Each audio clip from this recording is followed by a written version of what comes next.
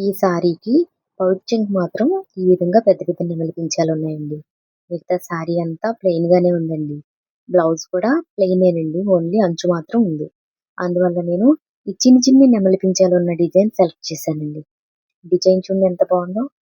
Work కూడా అంత అందంగా వచ్చిందండి. చూడండి ఎంత బాగుందో. ఆ ఫినిషింగ్ చూసారు ఎంత నీట్ గా వచ్చిందో. చాలా బాగుంది కదండి. ఈ సారీలో ఉన్న నెమలి పించాల డిజైన్ కి ఈ బ్లౌజ్ మీద వేసిన డిజైన్ కి ఎంత బాగా మ్యాచ్ అయిందో కదండి. చాలా బాగా వచ్చిందండి. హ్యాండ్స్ కూడా చూసారు ఈ విధంగా వేసాను.